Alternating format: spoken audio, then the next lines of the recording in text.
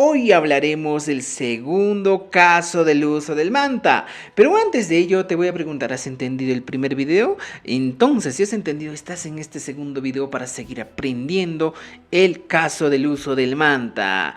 Recuerda que antes de ello te voy a pedir que te suscribas a nuestro canal y puedas compartir este video para que podamos seguir compartiendo más contenido de este tipo en quechua. Así que, sin más preámbulo, empezamos nuestra clase. El segundo caso del manta. ¿Para qué sirve? ¿De dónde viene? En el segundo caso hablamos de lo siguiente, del material del que está fabricado un objeto. Es sencillo, del material del que está hecho, fabricado, creado un objeto. Cualquier objeto que tú has hecho está de algún material. Esta pulsera de algún material, este micrófono está de algo. Siempre tengo que intervenir algo en la construcción. Esta casa donde estoy, ¿de qué está hecho? Está hecho de ladrillo. La calle, la pista, ¿de qué está hecho? De cemento. Entonces, para hablar de este caso de cemento, de ladrillo, de tierra, de arcilla, hoy hablaremos de eso, del material que está hecho. Cuando tú te casas y te ponen un anillo, ¿de qué está? De oro, de plata, de cobre, de bronce. Y si te das cuenta, estamos utilizando la preposición de. Entonces, automáticamente ya voy pensando que el de se traduce en el manta. Y así de simple. Por ejemplo, hoy día me caso y pongo un anillo, una sortija a una persona y pongo, ¿de qué se ha hecho el anillo? De oro, profesor. Pero ¿por qué se dice de oro en quechua? Jori manta. Así de simple. O sea que este de que estamos poniendo aquí en color azulito se traduce al manta. Así de simple. Jori manta. Fijaos esto. Y ya entendí de manera sencilla mi clase. Entonces, cuando hablo de objetos del que está fabricado o materiales del que está fabricado un objeto, utilizo automáticamente el de. De plata. De plata, ¿qué sería de plata, señores? De plata viene a ser colche manta. Otra vez, mira, de plata.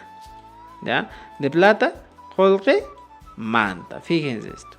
Y no tengo mucho problema al poder pronunciar. Ahora yo hablo de mi casa, está hecho de adobe. ¿Pero qué se dice adobe en quechua? Muchos términos no siempre vamos a encontrar en quechua porque son de la realidad de la actualidad.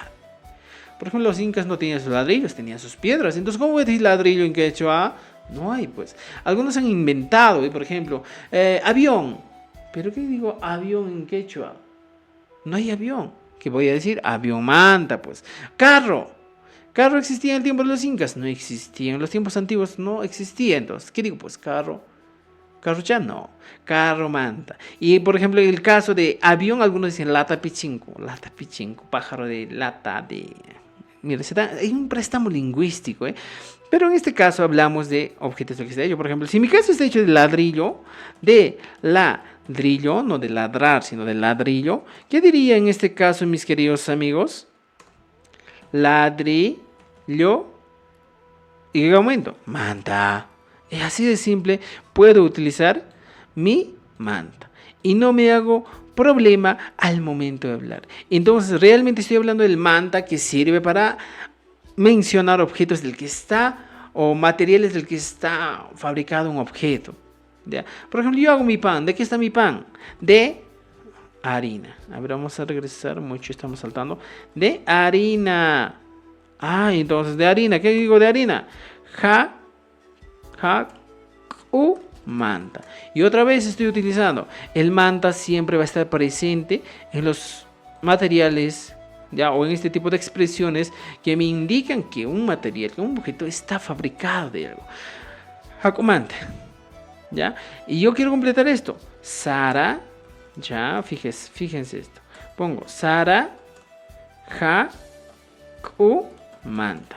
Sara Hakumanta, ¿qué estoy diciendo? En este caso, estoy diciendo Sara Hakumanta, ¿ya?